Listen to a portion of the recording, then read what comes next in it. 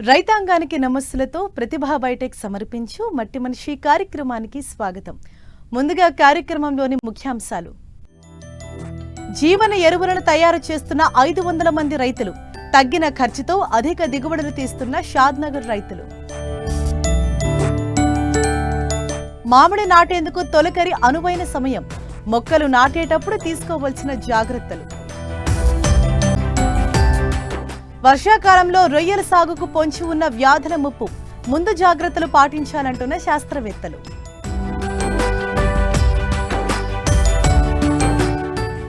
రసాయన ఎరువుల మితిమీరి వాడకంతో భూములు సారాన్ని కోల్పోతున్నాయి. ఫలితంగా ఉత్పత్తుల నాణ్యత క్షీణించి వ్యవసాయం మనుగడను దెబ్బతీసే ప్రమాద ఘంటికలు మోగుతున్నాయి. దీన్ని గుర్తించిన రైతాంగం ఇటీవలి కాలంలో రసాయన ఎరువులకు ప్రత్యామ్నాయంగా జీవన ఎరువుల వాడకాన్ని సాగులో భాగం చేసుకుంటున్నారు. ముఖ్యంగా షాద్నగర్లో ఒక 500 మంది రైతులు సొంతంగా జీవన ఎరువులు, జీవన సంహారాలను తయారు చేసుకుని పంటలకు వాడుతూ సాగులో సత్ఫలితాలను సాధిస్తున్నారు.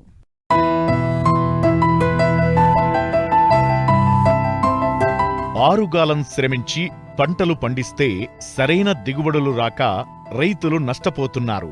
ఈ సమస్యల నుంచి గట్టెక్కడంతో పాటు సాగును లాభాలమయం చేయాలన్న కృతనిశ్చయంతో కృషి జరుగుతోంది. ఇందులో భాగంగానే భూసారాన్ని దెబ్బతీసే రసాయన ఎరువులకు ప్రత్యామ్నాయంగా జీవన ఎరువులను వాడాలంటూ వాటి పట్ల రైతులకు శాస్త్రవేత్తలు అవగాహన కల్పిస్తున్నారు.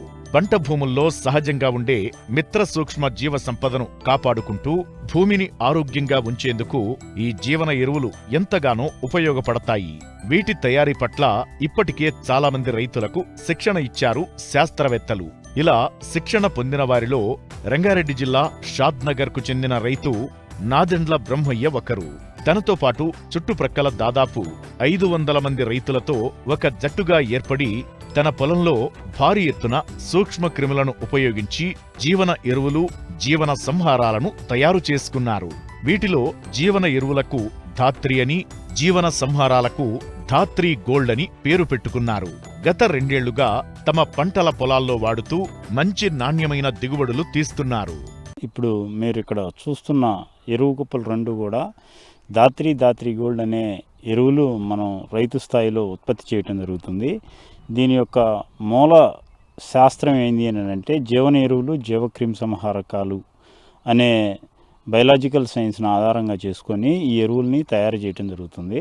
ధాత్రి అనే ఎరువులో ఒక 4 రకాల కాంపోనెంట్స్ని ఇంగ్రీడియంట్స్గా వాడి ఈ ఎరువుని తయారు చేయడం జరుగుతుంది. ధాత్రిలో వచ్చేసరికి మన గ్రామాల్లో దొరికే పశువుల పెండ, మేకల పెండ, కోళ్ల పెండ, వరి ఓకని ప్రధాన వస్తువులుగా తీసుకొని వాటిని విడతల వారీగా తీసుకొచ్చి వాటిని ఒక బెడ్ లాగా పోసి దాంట్లో 300 రకాల సూక్ష్మజీవుల్ని నీటి ద్వారా ఆ ఎరువుకి అందించి దాన్ని డీకంపోజ్ చేసి 100 రోజులు ప్రోగ్రామింగ్ చేసి 100 రోజుల తర్వాత వాటిని బ్యాగుల్లో నింపి రైతులకు ఇవ్వటం జరుగుతుంది. అలానే ధాత్రి గోల్డ్ అనేది ఇది ఒక వెరైటీ. ఇందులో వచ్చేసరికి మన గ్రామాల్లో దొరికే కోళ్ల పెండ, పశువుల పెండ, మేకల పెండ, వరి పొట్టు, వీటితో పాటు బయోచారు అంటే బొగ్గు, తర్వాత చెరకు పిప్పి, కోకో పిట్టు, తర్వాత వర్మీ కంపోస్టు, 8 రకాల ఇంగ్రీడియంట్స్ను వాడి ఈ ధాత్రి గోల్డ్ అనేది తయారు చేయడం జరుగుతుంది. ఇప్పుడున్న రసాయన వ్యవసాయంలో రైతుకి ఉత్పత్తి ఖర్చు పెరిగిపోవటము, మార్కెట్ ధర అనుకూలంగా లేకపోవటం వల్ల రైతు ఆర్థికంగా నష్టపోతున్నాడు. ఇంకొకటి రసాయన ఎరువులు, రసాయన పురుగు మందులు వాడి పండించిన పంటల్ని సమాజం తినడం వల్ల రకరకాల రోగాలు, రుగ్మతలు వస్తున్నాయి. కాబట్టి ఈ సమస్యలన్నిటికీ పరిష్కార మార్గం చూపించడం కోసం మనం రైతు స్థాయిలో 4 సంవత్సరాల నుంచి జీవన ఎరువులు, జీవక్రిమి సంహారకాల మీద ఒక రైతుగా నేను ఆ శాస్త్రాన్ని తెలుసుకొని దాన్ని అభివృద్ధి పరుచుకుంటూ రైతు స్థాయిలో గ్రామీణంలో ఈ సైన్స్ను ఉపయోగించి అద్భుత ఫలితాలు ఎలా తీయొచ్చు అనేది నా స్థాయిలో నేను ప్రయోగాత్మకంగా ప్రయోగాలు చేసి సక్సెస్ కావటం జరిగింది. మా పంటలకు కావాల్సిన ఎరువుల్ని మేమే తయారు చేసుకోవాలనే ఒక ఉద్దేశంతో ఈ ప్రాజెక్ట్స్ టేకప్ చేయటం జరిగింది. డైరీస్ దగ్గర నుంచి, కోళ్ళ ఫార్మ్స్ దగ్గర నుంచి, మేకల పెంచే రైతుల దగ్గర నుంచి ఎరువులను కొనుక్కొచ్చి ఈ ప్రాజెక్ట్ చేయటం జరిగింది. ఇది రసాయన ఎరువులకి ఈక్వల్గా దిగుబడులు సేంద్రియ వ్యవసాయంలో తీసుకురావాలి అనే ప్రధాన ఉద్దేశంతో ఈ ప్రాజెక్ట్ చేయటం జరుగుతుంది. 35 లక్షల రూపాయలు డబ్బు రైతులు అందరం కలిసి ప్రాజెక్ట్కి ఇన్వెస్ట్మెంట్ చేసుకోవటం జరిగింది. నా పార్ట్గా ఇన్ఫ్రాస్ట్రక్చర్కి నా యొక్క ఖర్చు అంటే నా పార్టిసిపేషన్ ఏంటంటే ఇన్ఫ్రాస్ట్రక్చర్, ఇక్కడ మీరు చూస్తున్న ట్యాంకీలు, ఈ ఇన్ఫ్రాస్ట్రక్చర్కి సంబంధించిన ఇన్వెస్ట్మెంట్ నేను పెట్టాను. ఈ మాన్యూర్కి సంబంధించిన ఇన్వెస్ట్మెంట్స్ రైతులు పెట్టడం జరిగింది. మేమందరం సమిష్టిగా కలిసి ఈ ప్రాజెక్ట్ చేయడం జరిగింది. ఈ ప్రాజెక్ట్ అనేది ఈ భారతదేశంలో పండించే 3500 రకాల పంటలకి, అన్ని పంటలకి కూడా ఇవి సస్టైనబుల్ అగ్రికల్చర్ని ముందుకు తీసుకెళ్ళడానికి ఈ ఎరువులు ఉపయోగపడతాయి. ప్రధానంగా చిల్లీ ఫార్మింగ్ మీద ఎక్కువ వాడాము. తర్వాత పండ్ల తోటలు అంటే బత్తాయి, దానిమ్మ, తర్వాత జామ ఇలాంటి క్రాప్స్లో వాడటం జరిగింది. కొంతమంది వెజిటబుల్స్ కూడా వాడటం జరిగింది. ప్యాడీలో కూడా ఇది అద్భుతమైన ఫలితాలను తీసుకుంటుంది. ఇప్పటి వరకు ఉన్న సేంద్రియ వ్యవసాయంలో ఏంటంటే తక్కువ దిగుబడి తక్కువ పెట్టుబడి అనే ఒక కాన్సెప్ట్ ఉంది. అలా కాకుండా మనం ఏం చెబుతున్నాం అంటే రసాయన వ్యవసాయంలో నువ్వు ఎంతైతే భూమి ఎరువులకి ఖర్చు పెడుతున్నావో అంతే ఖర్చు ఈ ఎరువుకి ఖర్చు పెడితే అంతే దిగుబడి తీసుకోవచ్చు. అంటే సేంద్రియ వ్యవసాయం కూడా అత్యధిక దిగుబడులు తీసి నాణ్యమైన ఉత్పత్తిని తీయటానికి ఉపయోగపడిద్ది. ఇవాళ 70 to 80% ఫార్మర్స్కి వ్యవసాయం గిట్టుబాటు కాని పరిస్థితి వచ్చింది. కాబట్టి మనకి వ్యవసాయంలో మనం అభివృద్ధి చెందాలంటే ఆర్థిక స్థితిగతులు మెరుగుపరుచుకోవాలంటే మనకున్న సమస్యలు ఏంది, ఆ సమస్యల్ని ఎలా అధిగమించాలా, మళ్ళా వ్యవసాయాన్ని రైతు చేతిలోకి ఎలా తీసుకోవాలనే దాని మీద గత 4 సంవత్సరాలుగా మేము కొంతమంది ఫార్మర్స్ మేము గ్రూప్గా ఉండి వర్క్ చేయటం జరిగింది. ఆ వ్యవస్థలో ఉద్భవించిన ఒక అద్భుతమైన సృష్టే ఈ దాత్రి గోల్డ్ ఎరువులు. ఎవరికైతే రసాయన వ్యవసాయం గిట్టుబాటు కావటం లేదు అని ఫీల్ అవుతున్నారో అలాంటి రైతులు సేంద్రియ వ్యవసాయంలో ఇప్పుడు రసాయన వ్యవసాయంలో అయితే ఎంతైతే దిగుబడులు తీసుకుంటున్నారో అదే దిగుబడుల్ని సేంద్రియ వ్యవసాయంలో కూడా తీసుకునే అవకాశాలు కల్పించడం కోసం ఈ దాత్రి ఎరువు. చౌడును కూడా ఈ ఎరువుల ద్వారా విరగొట్టవచ్చు. ఇందులో ఉన్న సూక్ష్మజీవులు, చౌడును కూడా విరగొట్టే సూక్ష్మజీవులు ఇందులో ఉంటాయి. ఈవెన్ ఈ ఇసుకలాగా కన్వర్ట్ అయిన నేలను కూడా ఈ ఎరువులు వాడి మళ్ళా సారవంతమైన నేలగా కన్వర్ట్ చేయొచ్చు. ఇంత పెద్ద సైన్సు, ఈ అడ్వాన్స్డ్ సైన్స్ ఇది బయలాజికల్స్లో ఉంది. భవిష్యత్తులో ఈ సైన్సే ఈ దేశాన్ని కాపాడుతుందని అనేది నేను బలంగా నమ్ముతున్నాను. వ్యవసాయంలో సూక్ష్మజీవుల పాత్ర చాలా ముఖ్యమైనది. ఇవి నత్రజనిని స్థిరీకరిస్తాయి, పోషకాలను కరిగిస్తాయి, పోషకాలను విచ్ఛిన్నం చేసే లక్షణాలను కలిగి ఉంటాయి. ఈ సూక్ష్మజీవులు సహజంగానే భూమిలో ఉంటాయి, కాని వీటి సంఖ్య త్వరితంగా తగ్గుతూ ఉంటుంది. పంటల దిగుబడిని పెంచడానికి వేరు మండలంలో ఉండి సూక్ష్మజీవులను గ్రహించి కృత్రిమంగా పెంచి ఎక్కువ సంఖ్యలోకి తెచ్చి మళ్లీ భూమిలో వేస్తున్నారు. వీటినే జీవన ఎరువులు అంటారు. అయితే ఈ రైతులు రసాయన సాగును తగ్గించాలనే ఉద్దేశంతో అవసరమున్న రైతులకు జీవన ఎరువులు, జీవన సంహారాలను అందించడానికి సిద్ధంగా ఉన్నారు. ఇప్పుడు ఈ సేంద్రియ వ్యవసాయం మనం తయారు చేస్తున్న దాత్రి గోల్డ్ ఎరువుల్ని ఎలా చేస్తాము అనే దాని మీద ప్రాసెస్ గురించి మీకు వివరించడం జరుగుతుంది. ఇప్పుడు మీరు ఇక్కడ చూస్తున్న 5000 లీటర్ల డ్రమ్ములు, ఒక 4 డ్రమ్ములు పెట్టడం జరిగింది. ఇప్పుడు మనం పశువుల పెండ, మేకల పెండ, కోళ్ల పెండ, వరి పొట్టు ఇలాంటివిని మొత్తం ఒక లేయర్గా పోసి వాటిని 100 రోజులు ఫర్మెంటేషన్ ప్రాసెస్ చేయటం జరుగుతుంది. అలా ఈ ఫర్మెంటేషన్ ప్రాసెస్లో ఏం చేస్తామంటే లేయర్ బై లేయర్ ఈ ఎరువులను పోసిన తర్వాత వాటి మీద గ్రీన్ క్లాత్ కప్పి మైక్రో స్ప్రింక్లర్స్ అరేంజ్ చేసి ఇలా ట్యాంకుల ద్వారా నీటిని పంపిస్తూ దీంట్లో సూక్ష్మజీవులను పంపించడం జరుగుతుంది. ఈ సూక్ష్మజీవులని 4 కేటగిరీస్గా మనం విభజించడం జరుగుతుంది. ఈ 100 రోజుల ప్రోగ్రామింగ్లో ఫస్ట్ 30 డేస్, మొదటి 30 రోజులు, 30 నుంచి 40 రోజుల వరకు డీకంపోజింగ్ బ్యాక్టీరియాలని పంపించడం జరుగుతుంది. ప్రతి 10 రోజులకి ఒకసారి ప్రొక్లైన్ తోటి అంటే జేసీబీ తోటి కుప్పను తిప్పడం జరుగుతుంది. అలా 30 నుంచి 40 రోజులు డీకంపోజింగ్ బ్యాక్టీరియాస్ను పంపించిన తర్వాత 60 రోజుల్లో డీకంపోజ్ అయిన తర్వాత, కుప్ప అనేది డీకంపోజ్ అయిన తర్వాత న్యూట్రియంట్ బ్యాక్టీరియాస్ని మొదటి 20 రోజులు పంపించడం జరుగుతుంది. అంటే నత్రజని, భాస్వరం, పొటాషియంని మొబిలైజ్ చేసేవి, వాటిని ప్రొడ్యూస్ చేసే బ్యాక్టీరియాస్ని కుప్పల మీదకి పంపించడం జరుగుతుంది. దాంతోపాటు మెగ్నీషియం, సల్ఫరు, బోరాను, కాల్షియం ఇలాంటి సూక్ష్మజీవులను కూడా, వాటిని క్రియేట్ చేసే సూక్ష్మజీవులను కూడా కుప్ప మీద వదలటం జరుగుతుంది. ఆ తర్వాత 20 డేస్లో భూమిలో పంటలకు వచ్చే తెగుళ్ళు అంటే వేరుకుళ్ళు, నారుకుళ్ళు, కాయమచ్చ, కొమ్మ తెగులు, ఎండు తెగులు, విల్టు ఇలాంటి సమస్యలకు సంబంధించిన సూక్ష్మజీవులను, వాటిని నివారించే సూక్ష్మజీవులు అంటే Trichoderma viride, Trichoderma harzianum, Pseudomonas fluorescens, Bacillus subtilis, Ampelomyces quisqualis ఇలాంటి ఒక 40 నుంచి 50 రకాల సూక్ష్మజీవుల్ని, తెగులుకారక నివారణ సూక్ష్మజీవుల్ని 20 రోజుల పాటు వదలటం జరుగుతుంది. ఈ ప్రతి 10 రోజులకి ఇవి వదులుతున్నప్పటికీ కూడా ప్రతి 10 రోజులకి కుప్పని తిప్పటం జరుగుతుంటుంది. ప్రతి 10 రోజులకి కుప్పని తిప్పుతూ లాస్ట్ 20 డేస్లో పురుగు నివారణ సూక్ష్మజీవులు అంటే బవేరియా బ్యాసియానా, వర్టిసీలియంలా కానీ, మెట్రైజం, నోమోరియా రైలి ఇలాంటి ఒక 50 నుంచి 70 రకాల సూక్ష్మజీవుల్ని ఈ ఎరువు కుప్పల్లో ఇవ్వటం జరుగుతుంది. ఓవరాల్గా 100 రోజులు కార్యక్రమంలో పంటలకు మనం ఏదైనా ఒక పంటను భూమిలో వేసిన తర్వాత ఈ ఎరువు ఇవ్వటం ద్వారా వేరు వ్యవస్థ ద్వారా ఈ సూక్ష్మజీవులు ఆ పంట యొక్క వేళ్లలోకి పోయి ఆ పంట అధిక దిగుబడిని తీసుకురావటం కోసం, అధిక ఫలసాయాన్ని పొందడం కోసం, పూత బాగా రావటం కోసం, కొమ్మ బాగా సాగటం కోసం, తర్వాత సాయిల్లో మైక్రో ఆర్గానిజమ్స్ని పెంచే సూక్ష్మజీవుల్ని, తర్వాత కర్బన పదార్థాన్ని పెంచే సూక్ష్మజీవుల్ని కూడా ఇవ్వటం జరుగుతుంది. ఈ ప్రాసెస్ ద్వారా సేమ్ రసాయన ఎరువులు వాడితే ఏ దిగుబడులు వచ్చిందో అదే దిగుబడులను తీసుకుంటూ మన భూమిని సారవంతం చేసుకుంటూ చౌడు భూముల్ని, చౌడు తత్వాన్ని పోగొట్టుకుంటూ, ఆమ్లతత్వాన్ని పోగొట్టుకుంటూ సస్టైనబుల్ అగ్రికల్చర్ చేయడానికి ఈ వ్యవస్థ చాలా ఉపయోగపడుతుంది. కాబట్టి ఈ రకంగా 100 రోజులు ప్రాసెస్ చేసిన ఎరువుని మనం రాళ్ళు, రప్పలు ఇలాంటివి లేకుండా ఫైన్ మెటీరియల్గా చేసి 50 కేజీల బ్యాగుల్లో నింపి రైతులకు ఇవ్వటం జరుగుతుంది. ఈ బ్యాగ్ 50 కేజీల బ్యాగులు అన్ని పంటల్లోనూ సాయిల్ అప్లికేషన్గా వాడుకోవచ్చు.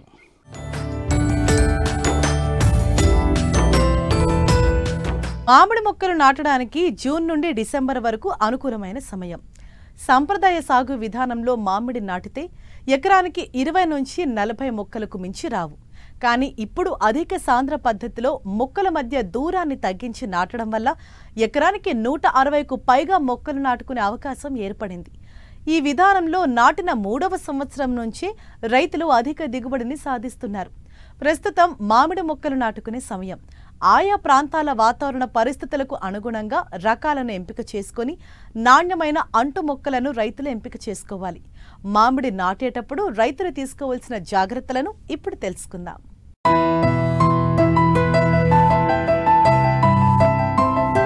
మామిడి తోటల సాగుకు అన్ని రకాల నేలలు అనుకూలంగా ఉంటాయి. కానీ లోతు ఎక్కువ ఉన్న నేలల్లో వేర్లు విస్తారంగా వ్యాపించి చెట్లు బాగా అభివృద్ధి చెందుతాయి. దీర్ఘకాలం పాటు మంచి ఫలసాయాన్నిస్తాయి. చౌడు, ఉప్పు, సున్నం, నీరు నిల్వ ఉండే బరువైన నల్లరేగడి నేలలు మామిడి సాగుకు అనుకూలం కాదు. ఆయా ప్రాంతాల మార్కెట్ డిమాండ్ను దృష్టిలో పెట్టుకుని మామిడి రకాలను ఎంపిక చేసుకోవాలి.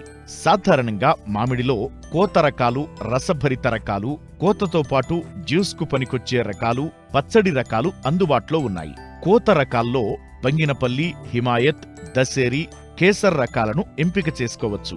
రసభరిత రకాల్లో చిన్న రసం, పెద్ద రసం, చెరకు రసం రకాలు ఉన్నాయి. కోతతో పాటు జ్యూస్కు పనికొచ్చే రకాల్లో మల్లిక, తోతాపురి, ఇక ఆఫ్ సీజన్లో సైతం అంటే వేసవితో పాటు శీతాకాలంలో దిగుబడినిచ్చే పునాస రకాలను సాగు చేసే రైతాంగం రాయల్ స్పెషల్, బారామాసి, తంబువ వంటి రకాలను ఎంచుకోవాలి.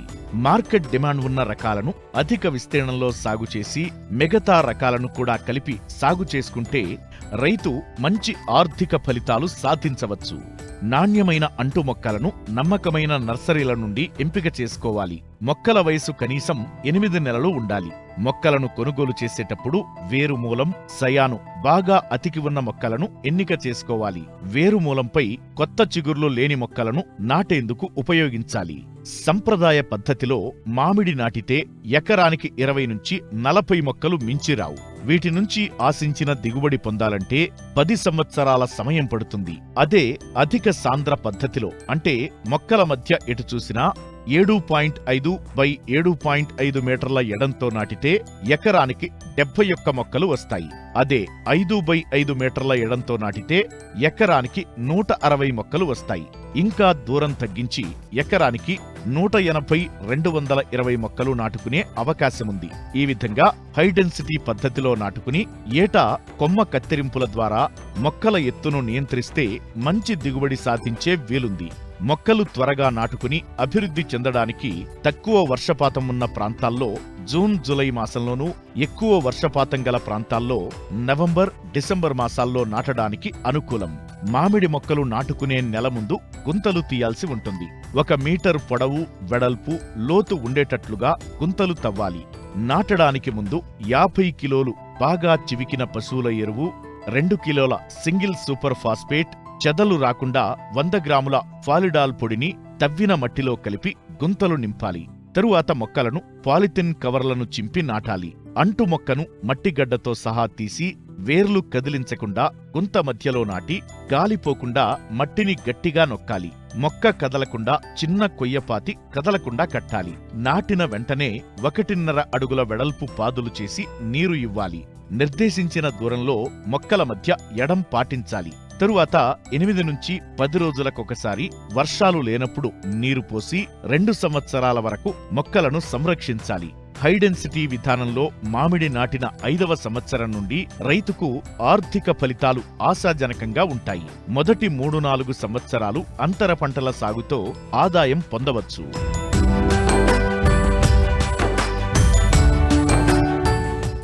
దినదినాభివృద్ధి చెందుతున్న ఆక్వా రంగంలో సమస్యలు కూడా అంతే వేగంగా పెరిగిపోతున్నాయి. ముఖ్యంగా రొయ్యల కల్చర్లో వివిధ బ్యాక్టీరియా, వైరస్ వ్యాధుల దాడి కల్చర్ను అతలాకుతలం చేస్తోంది. వర్షాకాలంలో చేపట్టే కల్చర్లో వాతావరణ ఒడిదుడుకులు తీవ్రంగా ఉండటంతో ఈ సమస్యల తీవ్రత మరింత పెరుగుతోంది.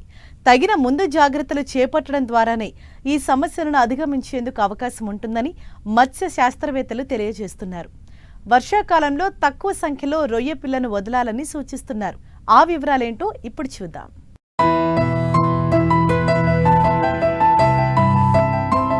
దేశంలో రొయ్య కల్చర్కు పేరెన్నికగన్న రాష్ట్రంగా ఆంధ్రప్రదేశ్ తన ప్రత్యేకతను చాటుతోంది. దేశంలోని రొయ్య ఉత్పత్తిలో ఏపీ వాటా 50% పైగా ఉండటం విశేషం. రొయ్యల సాగును అన్ని కాలాల్లో చేపడుతున్నా వర్షాకాలం మాత్రం ఈ కల్చర్కు అత్యంత గడ్డుకాలంగా చెబుతారు.